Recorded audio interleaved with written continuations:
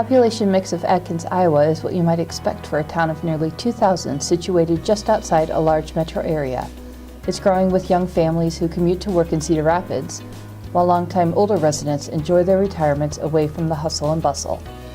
With a 4-mile service radius around Atkins, the availability of emergency services is key to continuing growth. What we're concerned with is, even though we're 10 to 15 minutes from Cedar Rapids, in an emergency that's still a decent amount of time. So having first responder and fire departments and ambulance services in these small towns really provides people with the best care possible as quick as possible. Tight small town budgets don't allow for paid staff in many cases, so fire and rescue personnel are usually volunteer. When funds are needed, they typically come in the form of grants. In a lot of these small towns, it would be very difficult, if not impossible, to afford full-time fire and EMS response capabilities if they were to have to fund them themselves. In early November 2018, Central Iowa Power Cooperative and CoBank presented a check to the St. Luke's Foundation Rural Healthcare Grant to support healthcare initiatives throughout small communities in East Central Iowa. Located in Cedar Rapids, St. Luke's Foundation's mission is to support St. Luke's in giving the healthcare we'd like our loved ones to receive. They need these services, and St. Luke's is honored and privileged to be able to provide just a little bit of funding to help them get what they need and expand their budgets so that they have the equipment that they need to keep not only their staff safe, but keep their residents safe. Successfully funded projects are both feasible and make an impact in the communities served. Recently, St. Luke's Foundation Rural Healthcare Grant helped the Atkins fire and first responders purchase life-saving equipment that detects carbon monoxide levels.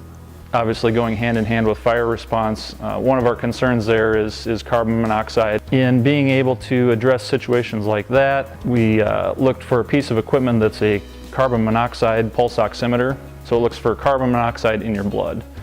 So we can use that not only at a fire scene if somebody's been exposed to smoke or flames or something that produces carbon monoxide, we can more readily assess those things on scene now. In addition to that, we're also looking at placing a carbon monoxide sensor or monitor on our EMS bag and maybe pick up on some of those cases where somebody may be ill and we don't know why, but if the monitor detects some of those CO levels, then we can have more of a definitive answer for them and treat them accordingly.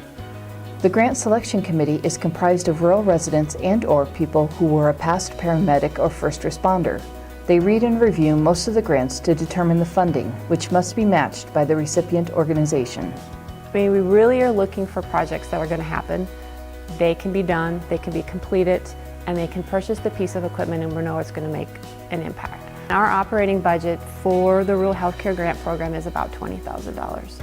So when we receive a gift from CIPCO and CoBank of $10,000, that takes our budget of $20,000 to $30,000.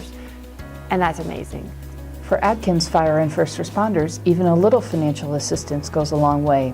The funding that's received through donors and people who support these grants is just huge for especially us in small towns. Being a volunteer thing, everybody's given their time and everything they can, but a lot of these pieces of equipment and things that we're looking at going after in these grants, sometimes the money is just not there. So to have these opportunities is really just key for a lot of our small organizations out here. So we greatly appreciate all the support.